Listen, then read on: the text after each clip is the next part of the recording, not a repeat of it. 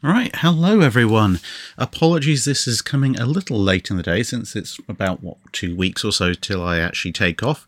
But there were a few last minute things to sort out, and so this is about the time I can bring you the fully accurate information. So as the title says, this is about my upcoming trip to Australia, along with the Canada crew, the guys who came over to Canada, and we all obviously looked at Hyder, Sackville, and a few other bits and pieces, all of which are still forthcoming on the channel. But nonetheless, heading over to Australia, that is happening, at least for my schedule, starting on the 4th of June, where I'll be flying from London Heathrow to Perth. So here comes the schedule. So at some point on the 5th, I'll land in Perth and basically try and sort out what time zone I'm in. Then from the 6th through to the 8th, we will be in Perth for visiting a number of things. There's the Western Australia Maritime Museum, the Maritime and Shipwrecks Museum. There's bits of HMS Ovens, bits of the Second Australia, various collections of other interesting shipborne material. And if we can, we're going to try and get to the Museum of the Great Southern, including the Amity, which is in Albany, which is just to the southeast of Perth. However, the cost of internal flights is absolutely hilariously stupid. So we're looking into getting a car and just driving it because that's cheaper. Anyway, exact details of when and where we're going to be uploaded to the website in the next week or so. But that's what we're doing in Perth. Then on the 9th, we're flying to Melbourne, and we're going to spend the 10th and the 11th in Melbourne actually looking at things.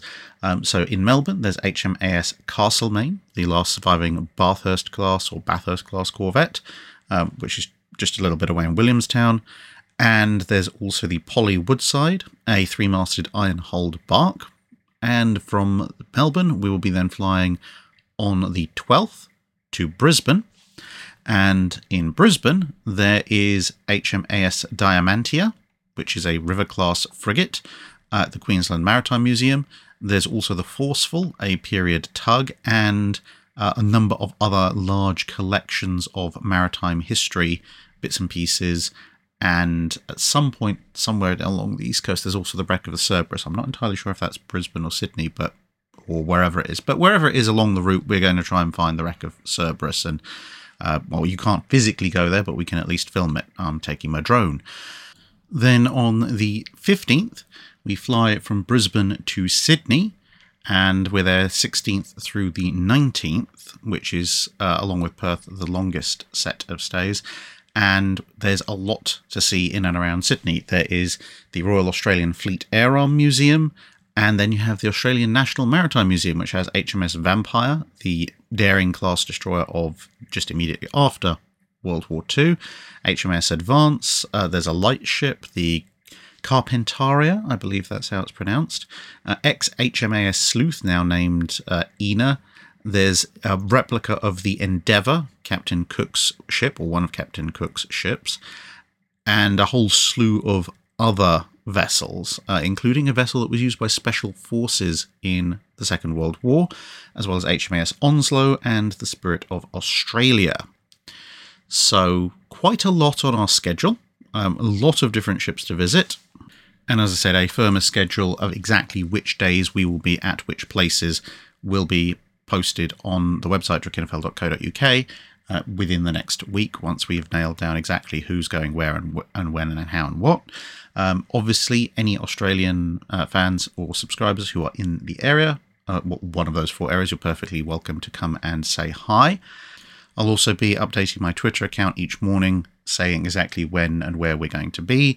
And obviously, people can feel free to Discord message me or Twitter DM me or whatever if they would like to discuss meeting up in any further detail. The last thing to say is, as some of you picked up in some of the dry docks, that this is an expensive trip, and that's, to be honest, mostly flight costs. As I pointed out in the dry dock where I initially raised this, the flight costs alone are more than what I would spend on a 3-week trip to the States. Most of that is actually just getting to Australia and back. So because of that, we have started a crowdfunding campaign that can be found at shipshape.org.uk, link in the video description. If you do want to chip in, that would be most appreciated. Obviously, don't feel any obligation to, but it would be nice. And if you do, then there are a bunch of fairly nice rewards, I think, that are available for people, including, well, all sorts of things, live streams, exclusive content, books that we can send you, and even having dinner and interrogating us to your heart's content over your choice of food. On the 21st of June, I then fly back to Perth to catch my return flight to the UK, which will land and give me about 4 to 5 hours before I turn around and have to drive down to Bovington Tank Museum, where I will be hopefully meeting lots of people back in the UK at Tankfest. So that's the schedule. Thanks for listening, and see you somewhere. That's it for this video. Thanks for watching. If you have a comment or suggestion for a ship to review, let us know in the comments below. Don't forget to comment on the pinned post for dry dock questions.